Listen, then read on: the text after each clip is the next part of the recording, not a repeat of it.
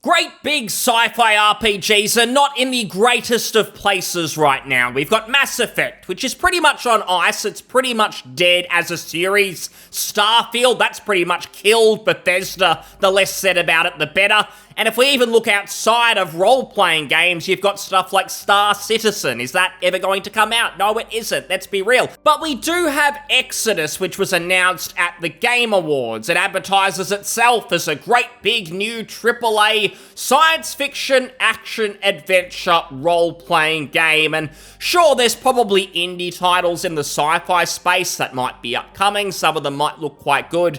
But if you do want the big spectacle, if you want the production value, Exodus seems to be the only game like this on the horizon, and it isn't being made by a bunch of nobodies. The studio Archetype Entertainment, it is full of Bioware veterans, and if we look at the creative director, his name is James Olin. He's actually got a decent history, so when we say he's worked at Bioware, it's not like he worked on Anthem, Mass Effect 3, and nothing else. He was actually there pretty much from the start. He was the creative director, lead designer of the original Baldur's Gate. That's pretty cool. Also, Baldur's Gate 2, which I would say is at least as good as the third game. It's one of the best RPGs of all time. Knights of the Old Republic, Dragon Age Origins. It seems like the games that he actually led were all pretty good. I mean, even Star Wars The Old Republic, which is an MMO, I hear the narrative, the story side of things was actually pretty decent at the start, even though I couldn't be bothered with yet another MMO, so it's not as if he was really leading the stinkers like Anthem. It says other games here he might have had some involvement in Anthem, but for the most part, James Olin, who is leading Exodus, seems to be pretty competent. And there's some other people there, like Chad Robertson, also from Bioware, who seem pretty talented as well. So you've got a studio that pretty much has Bioware veterans leading it. And I will say that's no guarantee. I think we've learned over time that just because some big names are involved with a new game or a big new studio, it doesn't mean they're going to produce anything of quality. You look at the Kickstarter era, the amount of legends who made a Kickstarter campaign and then produced an absolute dud of a game if they delivered at all. Sometimes they seem like scams because we either didn't or barely got a game from these people in the first place. And I don't think that's always malice. I think these people, often creative types, they go out, they want to make their dream game, but it just doesn't happen because one person doesn't make a quality game. For the most part, the great RPGs that we love, they weren't the result of one person having a good idea and it all just happened to come together. Pretty much everything has to go right. You've got to have great leadership, a great team, environment, studio, the right talent. You're hiring people on merit because they know what they're doing. You're not just hiring people because they tick a box. So the question is going to be, is Exodus going to live up to the old classics like Knights of the Old Republic, maybe the original Mass Effect? We're going to really have to see. I was a little bit mixed at the announcement trailer because you have your big celebrity. You have Matthew McConaughey get out there on stage, talk about the game, talk about what he's going to be doing. While he's a cool actor and all, I just feel like when the budget goes to getting someone who is obviously going to be really expensive, it means the game has to sell gangbusters. You know they're going to be trying to market this to the masses, to just about everyone. That often means that you can't really expect depth in the game because they have to appeal to the lowest common denominator because they're going to be worried about selling 15, 20, 25 plus million copies. And this is a brand new IP. It's got to stand on its own 2 feet. I think that is a good thing because it just feels like these days there's too many sequels, there's too many reboots, all of that sort of crap. So it's nice that they're doing something brand new, but if it does really have to hit that mainstream mark, it's got to sell millions and millions of copies. That just makes me worried that they are going to dumb things down a little bit. Now, if we look on the website, it does mention here on the right, make massive choices. It's nice to see that part of at least the initial marketing campaign is talking about choice and consequence. You are going to be making decisions. It's not purely about the action combat. And there's some stuff about, say, intense action combat, fight for your survival. It is going to be that action RPG, plenty of gunplay. I don't think it's going to be tactical like Knights of the Old Republic, for instance. But hopefully it does feel like a genuine role-playing game. And what I really wanted to show you today is there are some new Q&As with the devs. They released 3 over the last week or so, and they do provide a little bit more insight, so we'll jump in and see what these are all about. Hi, welcome to the Exodus Game Founders Q&A. The Founders Program is a community program where you can join us now at exodusgame.com for exclusive in-game rewards and more. All right, we got the questions. There's, there's different mediums. Interstellar, obviously, was a movie that was very inspirational from Matthew Dune McConaughey, as a book and a movie was very inspirational. We've also drawn from the IPs that we've worked on in the past, and we've worked on quite a few IPs. So surprise, surprise, that'll no doubt be Mass Effect, Knights of the Old Republic, all of their older games. They've got the experience. So as a fan, science fiction, I love it, and obviously my number one is going to be Star Wars. Number two is Frank Herbert's Dune. And okay. Number three, I can't say because, well, it would spoil some of the things we're going to talk about in January. It's kind of interesting. Oh yeah, we've taken the development of this science fiction universe very seriously, and the science behind any of the features within the universe is something we've definitely thought about. But more importantly, we've been working with some of the best science fiction authors in the world, some of the best directors and concept artists, and we're going to talk more about that in January, actually.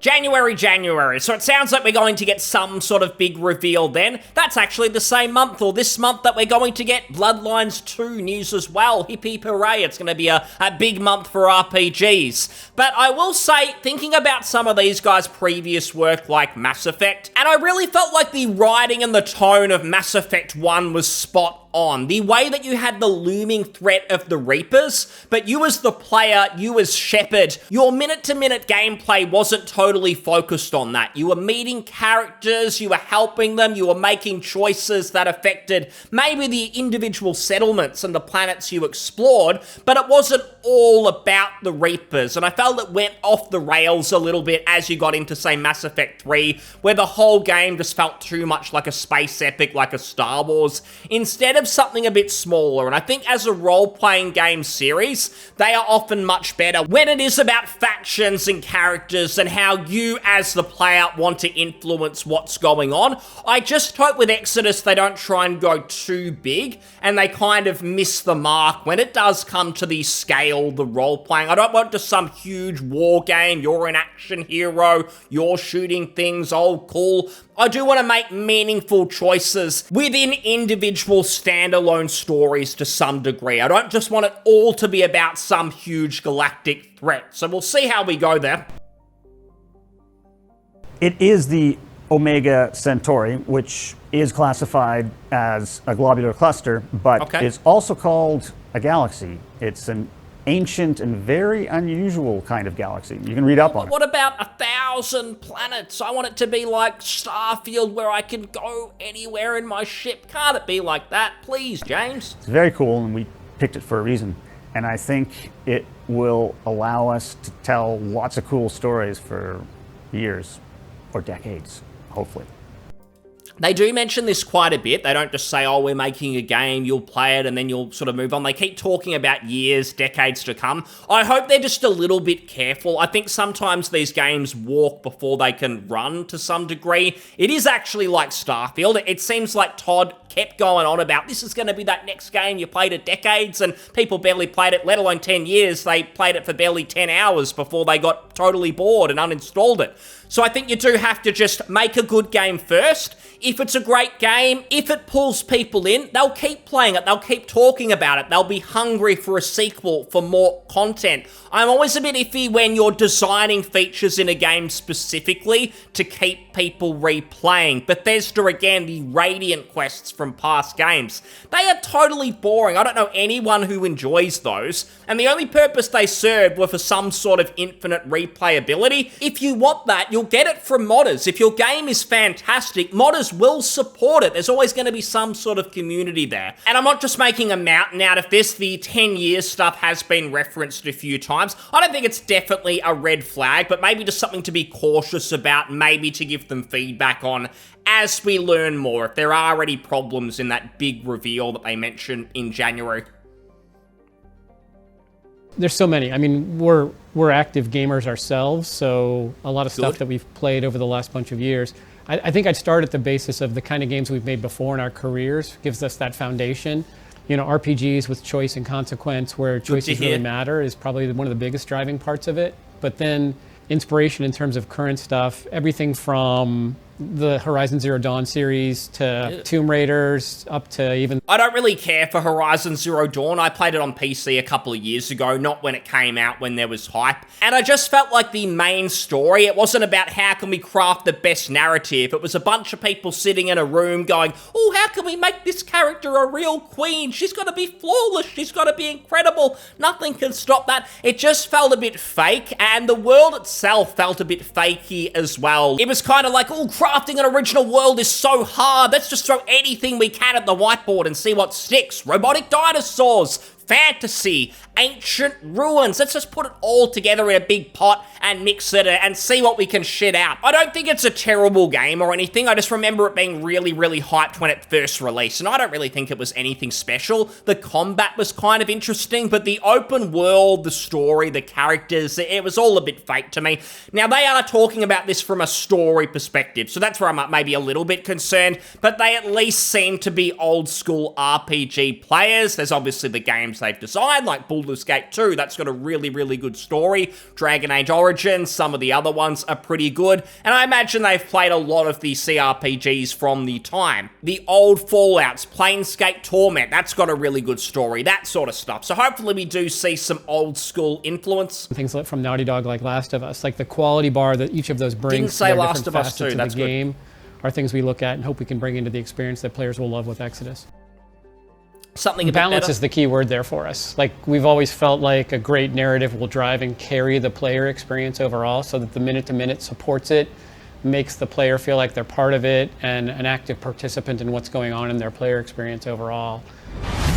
I think it's just important they get away from, say, Mass Effect 2, where it just really felt like too many times you would get a quest, that quest's objective relied on you doing some sort of dungeon crawl. You go to a planet, you kill a whole bunch of enemies, and then whatever you're looking for or the character you need to see is at the end of that dungeon. It felt like just about every quest was like that, whereas Mass Effect 1, I liked that there was some variety. For instance, the Citadel. You spend a lot of time there. It's kind of an old school hub like you might find in, say, Knights of the Old Republic, Vampire Bloodlines 1, for instance, where there's a lot of characters, you'll meet a lot of people, different quests. Some of the solutions will be maybe talking to people. Sometimes there might be some combat. You've got to go through a warehouse, something like that. I think it's just really important in an RPG for there to be that variety, for it not to all be about run and gun, even if you've put a lot of time into the action combat system. Otherwise, it's just going to get old, repetitive. It's going to feel like any old action game.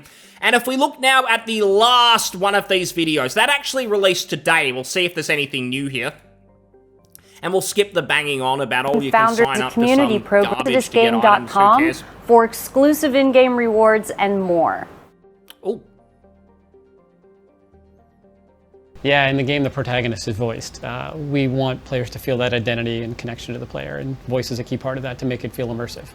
I don't really agree with that. I think if you want to make your character voiced and that's your decision, that's fine. I don't really agree that it automatically makes it more immersive, because it does limit dialogue choices. Sure, if you've got a massive budget, you can have lots and lots of options there, but it's certainly not necessary. Baldur's Gate 3, modern game, huge success, no voice protagonist. I think you can still do a lot. Like with Baldur's Gate 3, you can have your facial expressions, you can have animations that do paint a picture. It's not as if you've just got some blank NPC face and absolutely no emotion is happening at all. I'm pretty sure even in these guys' prior games, did Knights of the Old Republic have a voice protagonist? I don't think it did. I think that was a big part of the game. Obviously, Mass Effect does with Shepard, but one issue that Mass Effect does have with the role-playing is the Renegade and Paragon system. It sometimes almost tries to force you down a path, at least in its game design, of either being bad or being good,